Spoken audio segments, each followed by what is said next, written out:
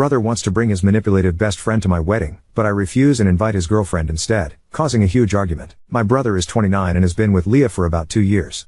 We all like her, she is super nice. I am getting married next April and sent an invite to my brother's apartment. We decided to send invites to households and not individuals.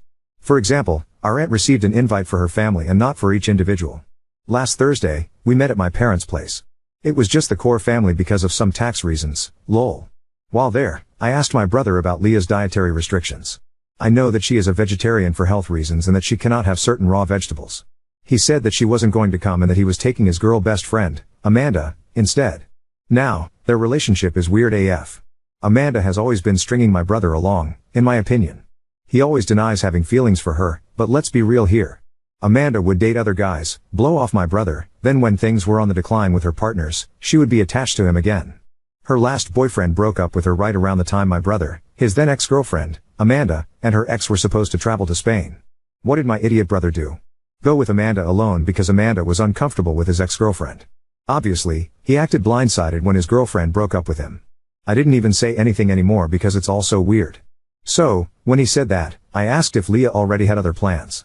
But my brother said that Amanda had asked if she could come because it would be an opportunity to finally see the old gang. We were in the same friend group in high school. I told him that I would have invited Amanda if I wanted her there. Amanda is mean and cold. She always makes disparaging comments about other girls. At every event, around 1 hour in, she will make some sort of scene that either has her running away crying or sitting mad at a table telling everyone to leave her alone and then making a cryptic comment about something hurting her. I told my brother I was revoking his +1 and Amanda was not coming to our wedding.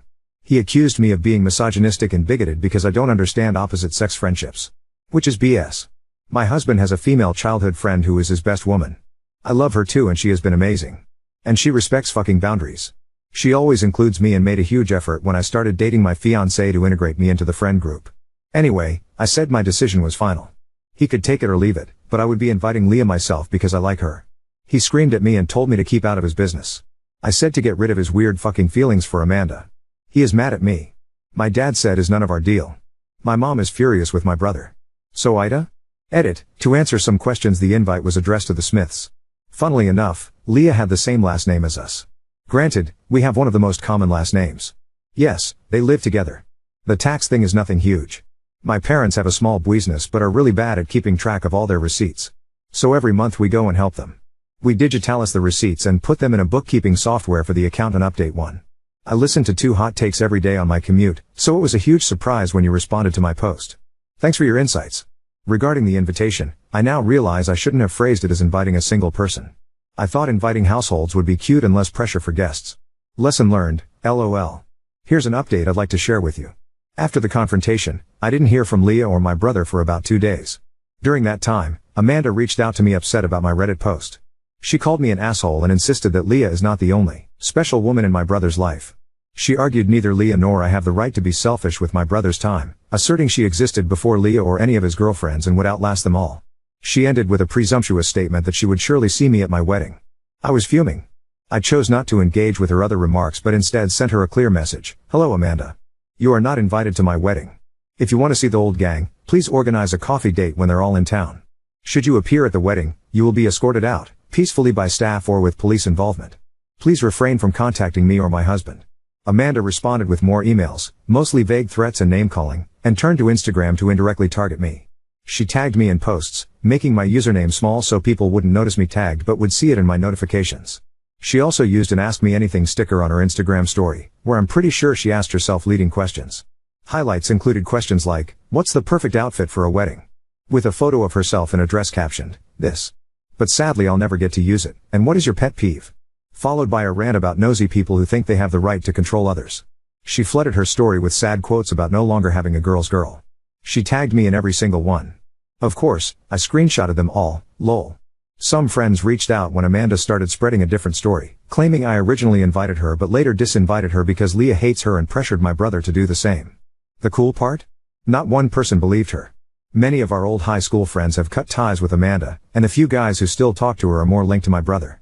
They reached out to let me know Amanda was spreading rumors. The girls in the group blocked her after she vented to them, which led Amanda to start bombarding their phones. My brother panicked, thinking I'd started a campaign against her. Speaking of my brother, he called and texted me multiple times, furious that I excluded Amanda and even blamed me for any harm she might come to. He went as far as calling our mother, saying Amanda was depressed and threatening never to forgive me if something happened to her. My mom advised him to call for a welfare check if he was genuinely concerned because he, as an individual with no training, wouldn't be equipped to handle such situations. The biggest development is that my brother got kicked out of his shared apartment. Leah called me to say their relationship might not continue and that she might not feel comfortable coming to the wedding. I understood her decision and offered an open ear. We met for coffee, and she recounted their ugly fight. Without going into all the details, Leah didn't hold back. She made my brother read every single text out loud between him and Amanda and sent a copy to one of her male friends, who replied, "Leah, WTF? This is not okay." She used this as evidence that their interactions were, at best, inappropriate and, realistically, an emotional affair. When my brother begged her to stay, she asked him why, knowing he would always choose Amanda. He swore he wouldn't, but his immediate response to a hysterical call from Amanda about me bullying her proved otherwise. Leah left while he comforted Amanda in another room. Later, she texted him that he needed to move out while she was away. It's her apartment, and she didn't want to see him until certain conditions were met, cutting Amanda out completely and seeking therapy to address his unhealthy patterns. The fight spanned 2 intense days. Leah found solace in your podcast and the comments here. She described it as surreal but helpful. She sends her greetings and wants people in similar situations to know a few things. Don't fear being alone because being with someone who's not good for you will make you feel lonelier than being single. Never enter a relationship with a I can fix him mentality as it usually ends in heartbreak. Prioritize yourself, and while trying to work things out is noble, don't depend on it as the solution. That's pretty much it. It sounds convoluted, like a soap opera, but my day-to-day life has surprisingly been calm. I think my brother really needs to mature and either commit to Amanda or realize he's being strung along. And to Amanda, please grow up and leave me alone. We got a call yesterday night. He has been in a car crash abroad. My father and I are on the way there. Getting plane tickets was almost impossible, so we have been driving since 5 a.m. He was on a holiday with Amanda to clear their minds. Amanda didn't even call us. I don't know if she is still with my brother or if she is also hurt. My brother's phone was shattered, so he can't update us. The nurse, bless her soul, has been updating us. He can't even talk to us. I think I am just writing because I don't know what else to do. My dad doesn't want to talk. I don't know if he is mad or worried or both. I have never seen this expression on his face. My brother is an idiot who had hurt a bunch of people because he is selfish. But I still don't want him to die. He is my brother, thank God he is alive. Amanda is not here. This has been an absolutely terrible week. My brother is alive but not doing well. We're stressed out of our minds because of the insurance situation. He and Amanda went to a country that's not part of the European Union, and of course, he didn't book any travel insurance. So, we have to pay up front and hope his insurance will refund us. But we all know how that goes. If they owe you money, you might see it in 8 to 18 business months. My mom and Leah are trying to figure that out too. Amanda came to the hospital yesterday. She hadn't left, she just had to go to the police because of the car crash. The reason my brother is in the hospital is not because of the crash, but because of sepsis, a UTI turned kidney infection turned sepsis. They decided to go on vacation to blow off steam. Around 4 days in, my brother started feeling warm and sick. Amanda said she offered to drive him to an ER, but he declined. I'm not sure if she's telling the truth, but this is the first time I've seen her being genuine. They went out drinking, and when they came home, he took something for the pain. Amanda couldn't tell me exactly what it was, but she said it worried her because you're not supposed to mix medication with alcohol. They started arguing, and then my brother passed out. I don't know why she didn't call an ambulance, she couldn't explain it to me either. But when my brother came to, she loaded him into the car. Amanda said she panicked, and when they were arriving at the hospital, she crashed into a barrier. That's when my brother's phone, which he was holding, flew out of the window. Amanda decided to run into the clinic to get someone and stay with the car until the police came. After that, they didn't let her in because she's not family. Instead of calling us immediately, she went back to their Airbnb and told me that she just needed a moment to process everything. She had to go to the police, pay for the damage, and then went to see my brother. But here's where it gets frustrating. Amanda decided that she needed to clear her head and left my brother in the hospital alone for a day. She checked into a nearby hotel to rest. She didn't tell any of us where she was until she showed up at the hospital yesterday, looking somewhat relaxed and acting as if everything was under control. When we confronted her about leaving my brother alone, she said, "I just needed some time to get myself together. It's been overwhelming." Meanwhile, my brother was lying in a hospital bed in a foreign country, with no way to contact us because his phone was shattered in the crash. We're now trying to navigate the logistics of getting him home and ensuring he gets the medical care he needs. Amanda, on the other hand, seems more concerned about how this whole situation is affecting her peace of mind. She even posted a photo from her hotel room, with a caption like taking a much-needed break. It has been a nightmare, and Amanda's behavior, while not super malicious, has added to the stress. We're doing everything we can to support my brother. My brother, on the other hand, is struggling physically and emotionally. He's worried about the mounting medical bills, his recovery, and the strain this situation has put on our family. On top of that, he's afraid that Amanda is losing interest in him, which only adds to his anxiety. That's why we're playing nice with Amanda, to avoid adding any more stress for my brother. We're focusing on getting him the best care possible and bringing him home safely. Now story 2. Fiancé and mother had an affair behind my back, resulting in my brother forcing me to confront them and leave them both behind. My fiancé, 25 male, and myself, 24F, have been together since we were 17-18 years old. Honestly, he was always kind, handsome, funny, and everyone used to say I was so lucky to have the whole package. I felt so lucky too. He always treated me with love and respect, so this makes everything just so shocking for me. I have always had a good relationship with my mom. It has always been her and I against the world. My dad died in an accident when I was little. We always joke we are the real-life Rory and Lorelai from Gilmore Girls. My mom dated guys on and off and they were usually cool, but nothing really past the early stages. Around 4 years ago my mom told me she was pregnant, which was a huge surprise. My mom was around 42 years old, and although she was sort of dating someone recently, didn't meet the guy but knew she went on dates, it still was a big shock. She never thought she could be pregnant at her age. She had me when she was young, an oopsie, and I can tell she was stressed and worried. I decided to support her, since she has always supported me, and tried to reassure her. She then had my brother, who is now 3 years old. I have a close relationship with my brother. I have helped taken care of him since he was born and I just love the little guy. My fiancé was also always helpful with my brother. We would take him out for ice cream, playground, pool time during summer, etc., but nothing was weird. He was just my then BF, spending time with my brother, and I now to the how I found out. My fiancé and I lived together since we finished college.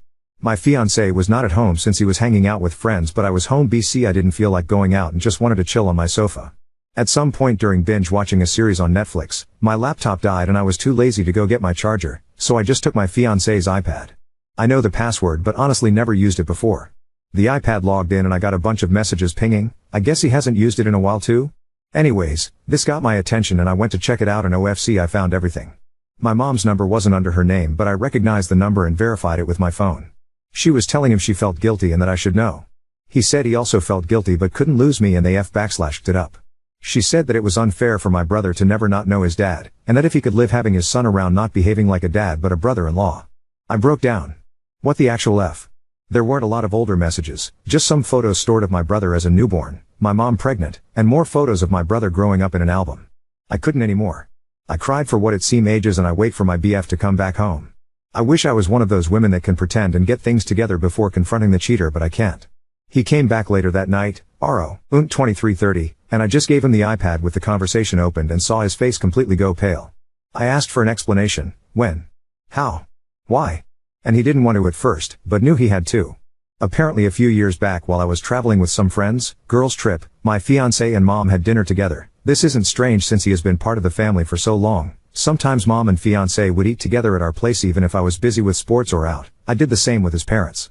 Somehow, unclear how, since he couldn't explain it well, one thing led to another and they ended up sleeping together. They felt guilty but apparently not guilty enough. BC, they slept together 2-3 more times, using the excuse of meeting up to discuss how to tell me. Apparently when my mom got pregnant they stopped sleeping together and decided to not tell me, since my fiancé loved me and couldn't lose me, and my mom didn't want to lose her daughter. So here we are now, with two of the most disgusting humans. I obviously broke the engagement, told my mom to never talk to me again and move in with a friend. I feel bad for my brother since I really love him, but I can't be around him now. I just can't. I feel like it would remind me of all those times we talked about having kids. I would be his baby mama, only baby mama. We talked about this future since we were 17 years old, so I want to puke every time I think how I was actually taking care of his child with someone else, while still having those dreams. I want to puke. Update 1. I was not expecting so much support. I'm still a mess, not gonna lie, but after reading the comments I felt better, like a therapy mini session. So again, thank you all. To the update. As I was afraid, I was indeed confronted near my office this week. I knew this was coming but thought maybe I had more time. My ex was the person to come find me. Yesterday, Wednesday, after finishing work and walking to where my car was parked, my ex was sort of lingering, waiting around. I thought about running, not gonna lie, but I guess in the moment I felt strong enough to get over with it, instead of having that hanging above my head waiting to be approached again. He asked if we could talk and I said yes, but I didn't feel like having the conversation over coffee like we were old friends. It felt ridiculous, so I told him to just talk right there. We were in the streets but somehow it wasn't crowded, but also not completely lonely. Felt right. He basically said sorry 100 times, and that I deserved better. I agreed. He said he did love me and that he still does, but he would understand why I wouldn't want anything to do with him. He said that if I did in fact consider giving him a chance that he would go to therapy, alone or together or both, and that he would work hard to win my trust back. I told him it wasn't possible, there was too much damage. This sounds calm when I type it, but in the moment things came out more with louder tone and harsher words. Anyways, he did say that he is in the or will be, it was a bit of a blur, process of getting custody, partly, from my brother, and that he in fact does want to be a dad to him. He said he does not want to be together with my mom, that it was just a stupid mistake, sure. BC 4 to 5 times mistake is just a random thing. He couldn't explain why he did it in the first place. I think he doesn't even know himself. I asked if he cheated with someone else before. He said no, not sure if to believe it, but he sounded honest. I asked why he didn't come clean, and he said that after he did the deed he always felt panicked and it hits him that he could lose me and he just didn't want to. I told him it was meant to be found out, that what was his plan? To have my brother around and ignore their relationship forever? He said he didn't think far enough and that he was basically going with the idea one day at the time type of survival. I asked him if he felt that my mom Sejic at him? He said it was mutual, which made me want to puke again. I asked if he has any contact with my mom since I found out. He said yes, but mostly about my brother, didn't elaborate more, and I didn't press for more info on that. He said he told his parents the day before or the day before that not sure, Tuesday? About everything. The parents were not happy, but they are glad to start building now a relationship with my brother, their grandkid. Honestly, all of this felt like a punch in my stomach, I don't know why. The parents wanted to contact me, but he told them to wait till he approached me first, hence why he was here. I said if he started or thought about the custody before I found out, and he said no, but what I found out was like the push he needed. Great, seems I helped him get his shit together, and this past week he was arranging all of that mess, that's why he hasn't tried to see me before. He sounded and looked defeated, but the whole thing made me, besides sad, angry. I was mainly depressed before, but now I'm furious. I feel like he is still in an okay place and he isn't paying for his actions, beyond me leaving him. He will have my brother, his parents and others and move on with his life. While I lost everything. I hate him. We parted ways not on a happy note, and I told him to never get near me again. I was done. He asked me to see my brother still, that I was important to him, and tried to guilt trip me, and it worked, but I still think I can't. I don't know much about my mom and really hope she doesn't come find me anytime soon. BC, I'm fuming right now and won't be able to handle it. I will be contacting my family and friends and finally doing the blasting today. I think is about time, and after my talk with him, I got the extra push I needed. Update 2. I first posted on my family's FB group we share. This is from my mom's family side. I used inspiration of what you all suggested in my last post and said something Arun. The lines of, I want to communicate to you all that my wedding with X has been permanently cancelled, since I found out that my mom, name, and my ex, name, had in the last few years a sexual relationship which resulted in the birth of my little brother, name. I had no clue of any of this, and I found out about it last week. I won't have moving forward a relationship with, name, mom, and ex, name, for obvious reasons. I would appreciate your understanding, and I felt it was only fair to let you know of the situation. Since I value transparency and honestly above all. I also included a screenshot of my mother's message, what I said to her once I found out, and a message she managed to write back before I blocked her. Didn't open the message till before the blasting. I didn't want to read her and be persuaded. It exploded. I had family reaching out via text and calling the whole day after the blasting. I would say most were very supportive, and I could tell they were just shocked. There were a few neutral and some suspicious that it wasn't the whole story and maybe I misunderstood. My grandparents were in the maybe you misunderstood category, which it wasn't surprising since my mom is super close to my grandparents, and like I said before, my mom was always a good mom. So no red flags. I will be moving with a cousin that is more like a sister to me. I haven't reached out to her previously. BC, I knew once she knows everyone would, that's why I went to my friend's place. My cousin is devastated on my behalf and offered I live with her and her 2 kids until I can get my feet on the ground. I accepted and will be moving next week. I'm a bit afraid this will give my mom an easier access to me, but I can't stay at my friend's place forever. I then proceeded quickly to post a similar message for we share most of our friends since high school and local university, friends on Instagram. I created a close friends story and tagged most of them too. This went viral in our friend group. Actually, one of my friends sent me my Reddit post and asked if this was me. I confirmed. They were also shocked and speechless. They never thought my ex would even remotely do anything like this. They said he was crazy about you. Oh well. Apparently he went overboard on the crazy part. The group of friends is divided ATM, some are completely on my side and some are thinking it isn't the whole truth. I told everyone that reached out that if they don't believe me to ask their friend if he is asking for custody of my little brother. That kinda shut them up for now.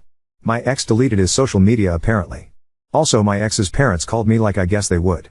They were kind to me and were very sorry about everything.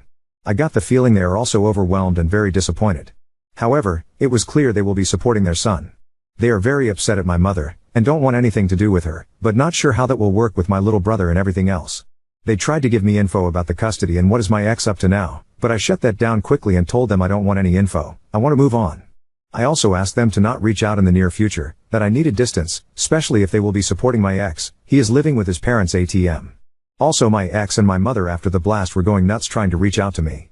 They tried calling my friend, who she blocked them, and reaching out from different numbers. I had to put my phone on silence and ignore everyone. However, my mother sent me a long text, from another number, and that was a weird text. She said that I was being cruel and that she didn't think she raised me that way. She said she thought we had a better relationship than me blasting out laundry like that without talking to her first. That I didn't have the whole picture. She did mention something that confused me. She said in her long-ass text, that the reason she slept with my ex, is because he reminded him of my dad. That it was grief. That she didn't mean to use him to heal her pain, but she wasn't strong enough. I don't even know what that means. Like, did she think that my ex looks physically like my dad? Or personality? Or what? I have seen photos of my dad, and well, yay, my ex isn't super different but also not super alike. I mean, they share brown/dirty blonde hair, blue eyes, white skin. But that's not so uncommon. I don't see what else. I don't know. That threw me for a loop and honestly makes me want to confront my mom just to know what the hell. From all the things she could say, I was not expecting that. I'm holding on better. I don't cry every hour or want to murder them. But I'm still sad and upset, and it just feels like it isn't my life. That is a big joke or a bad dream, and I will wake up to my normal life. I also need to really start planning my future and start applying for jobs in other cities, or maybe check the possibilities abroad more seriously.